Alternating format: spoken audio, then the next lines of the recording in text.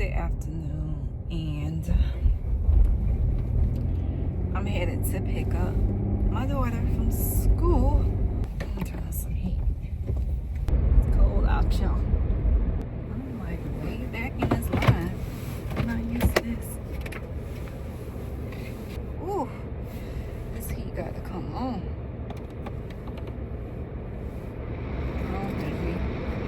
Anyway, I feel like the kids nowadays get out earlier.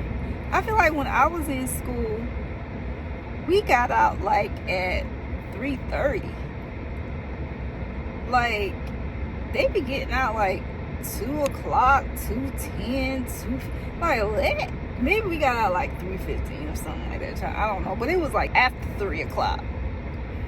And these kids now, they go to school for 5 minutes and they come back home. And what trips me out is the daycares, the half-day daycares, 9 to 1 p.m. programs. Like, what is that? That's a waste of time. By the time I drop the child off and get back home, it's time to come pick them back up. Like, I never got that. Like, I understand parents and moms when they have like time for themselves, but like, to me, that's a waste of time. Like, it's probably near your house, like where you're taking your child at, right? So maybe you'll take 20 minutes, maybe sometimes 30 minutes to get there. So say like an hour back and forth. Like, you gotta take in that time for the travel to drop off and pick up. So are you really winning? Like, wait, that's 10, 11, 12, 1. That's 4 hours. Well, the child gets the 4 hours. You getting 2 hours. 2.5 to 3 hours. Like, is it worth it? I don't know. My daughter went to daycare when we kept her until she was 2 years old. Because, you know, you have this idea of what type of mom you're going to be and how you're going to raise your children and all this stuff before having a child, right? You think you know.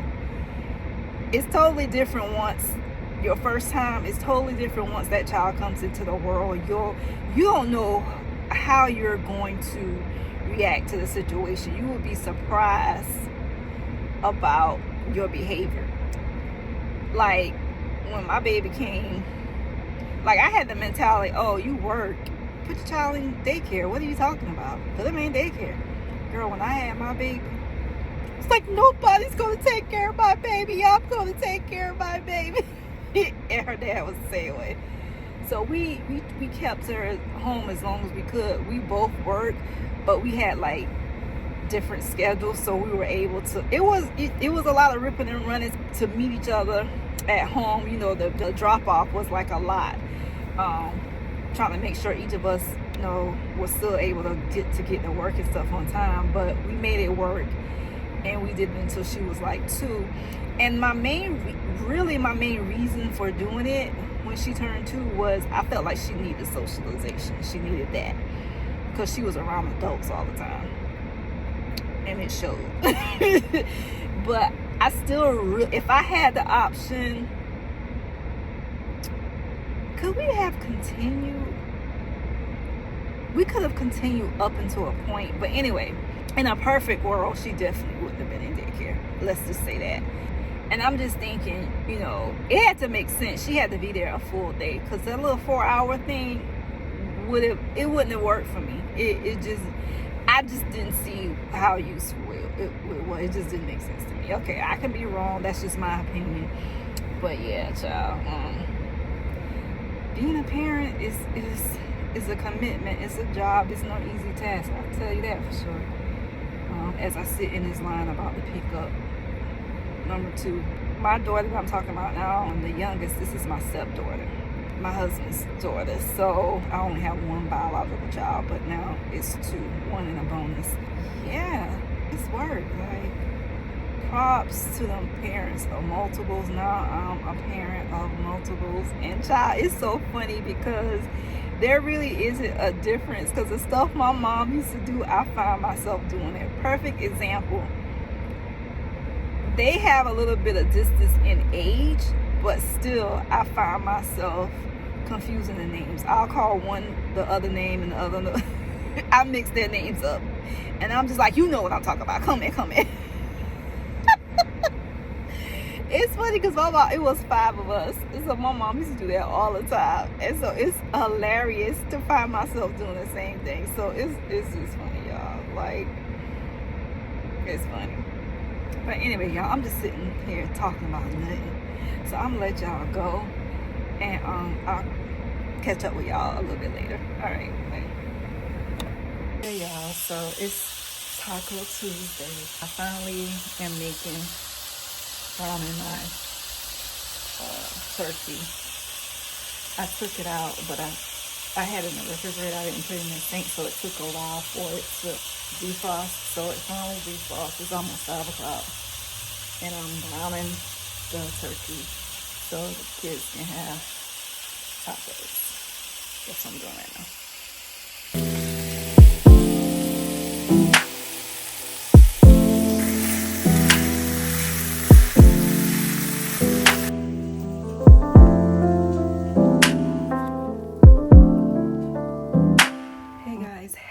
Friday Eve. It is Thursday morning. I gotta go pick up my daughter. She's not feeling well. That will be the oldest.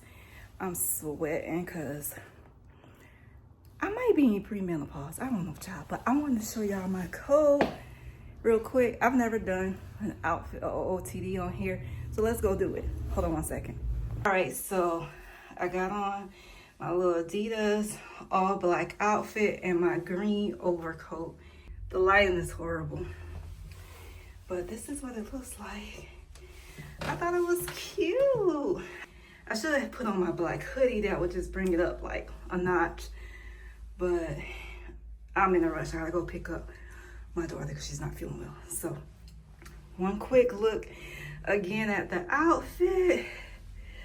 All black ensemble and the infamous green overcoat. Now let's go.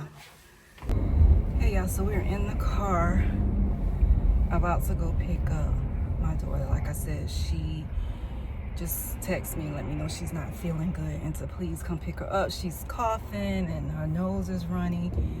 I heard her coughing, what's today? Thursday. I heard her coughing like Tuesday night. It was like a little cough here and there. But last night it was like continuous. And I got up, told her to prop herself up in the bed because the coughing more than likely was coming from like the mucus draining down her throat. So I told her to prop herself up, and then I gave her some medicine. What I am surprised is that she's the one that's starting off the sickness. It's typically the little one is the one, you know, little kids, they be all on top of each other, so they always like spreading the germs, right? So she's usually the one to get something first and then just shares it through the family. So I'm just surprised that it's my daughter. But my daughter did mention that a couple of her classmates are sick. So they over there in the high school sharing it too, I guess, like little kids. But it's that time of year though, when the weather changes, this is what happens. Like the temperatures have dropped and it's gotten colder, so this is to be expected. I didn't prepare like I should have, you know, pump up the vitamin C and all the other vitamins to kind of get their immune system working like it should. I didn't do that, and so here we are. And hopefully just try to contain it so the little one doesn't get sick and I don't get sick or anybody else's. My husband typically is not my husband. He has a strong immune system. He's always taking things to help himself. Natural stuff, not like vitamins. He's doing like the ginger, the cloves, the garlic, you know, all that. He's always eating that type of stuff and making concoctions. Like I drank one this morning. It had garlic. I don't know if it had ginger. I know for sure it had garlic and it had cloves in it. And what he does is he puts it in a cup of water and lets it sit and lets it steep for a while, like at least overnight, and then you drink it. And I swear to you, that stuff works. Like I was having a pain in my back and I did one of his concoctions, not this particular one I'm just sharing with y'all, but another concoction, and my pain went away. I don't know if it just went away on its own or it was the concoction, but when we kind of look at the stuff around, it kind of supports that more than likely it was a concoction. Yeah. y'all. A few days ago, I've been applying to jobs. Like, I'm on Indeed and LinkedIn. That's where I do most of my search and applications. So I need to look at my like stats on Indeed and LinkedIn and just see how many jobs I've applied to. But like I mentioned to y'all before, I've been kind of lackadaisical about it because I have a buffer right now. But now that that's about to come to an end, now I'm getting more serious with it. So yeah, so it'll just be interesting to see the stats. Oh, I also want to welcome the new subscribers that I've gotten. Like, guys, thank you so much for subscribing to my channel. This was off the heels of my last video, which was about me getting rejected hours before my job interview. So that lets me know a lot of y'all are in the same boat, which is sad that this is happening to so many of us. But as I mentioned in that video, it happens. They do this, but we're seeing it a lot now because so many people have been laid off from their jobs. Like, all of us have been laid off kind of in a similar time frame, so close together. So many companies have been restructuring and letting their employees go. So it's a lot of us in the workforce at one time. So the job search has gotten crazy. Do I have my little thingy thing? Oh, it's time for me to redo my... Okay, let me just park right here. All right, let me go inside. Okay, we're here, so let me go inside and get her. All right.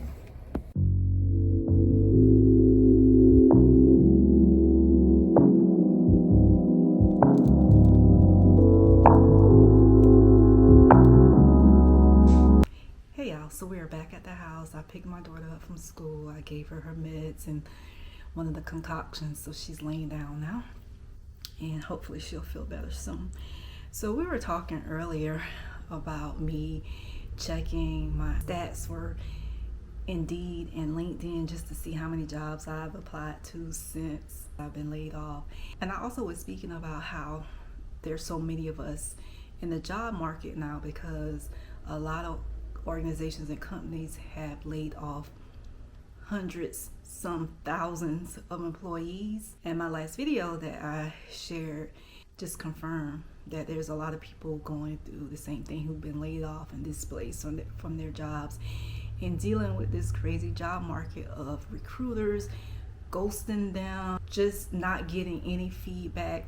Whether it's a bad job market or not, you're going to have some recruiters, they just aren't great with their recruitment efforts. Just that common courtesy isn't there in the recruitment phase, which I really do not like. Like, just at least let me know something, you know. And then the amount of time some organizations take to go through the hiring process is crazy too. You have people that have to go through 2 and 3, sometimes 4 and 5 rounds of interviews, which is crazy. Now that makes sense if your position is a part of the C-suite, when you're like executives and people like that, they typically go through several rounds of interviews and panel interviews and all that stuff. That makes sense. But like, to the rest of us, the regular people, average jobs, hourly employments, why are we doing 2 and 3 interviews? Like, that's crazy to me. Like, the whole recruitment system needs to be revamped. The company I used to work for, when we used to apply internally, all of us used to always complain about how they never get back,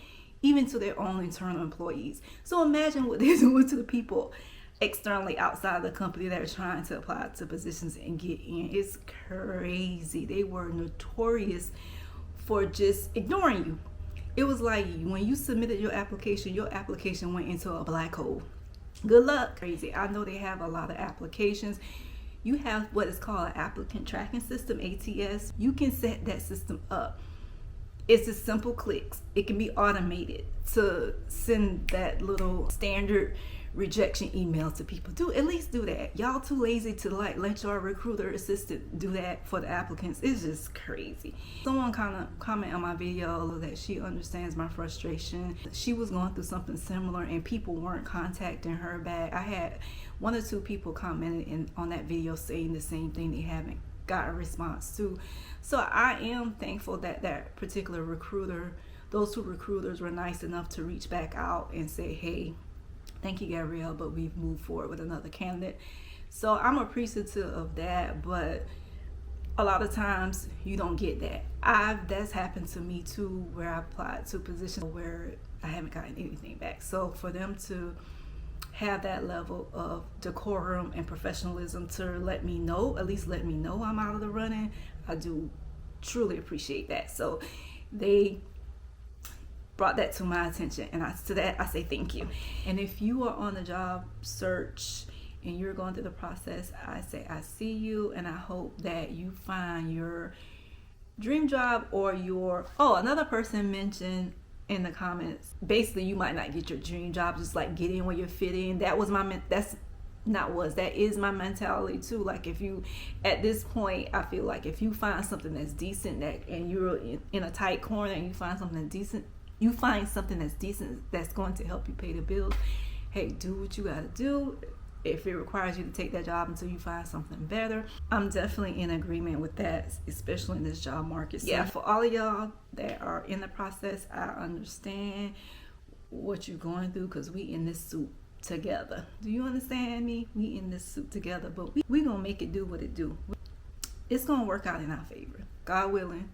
Listen, I understand your pain, so we gonna get through this together though. I promise you. We gotta just stay positive, because it's so easy to get frustrated when all you're hearing is no, or like some of us not hearing anything. But yeah, so I just wanted to come on to close out this vlog. Thank you guys so much for hanging with me, and don't forget to like, comment, and subscribe to my channel, and I look forward to speaking with you all in the next vlog. Take care. Bye.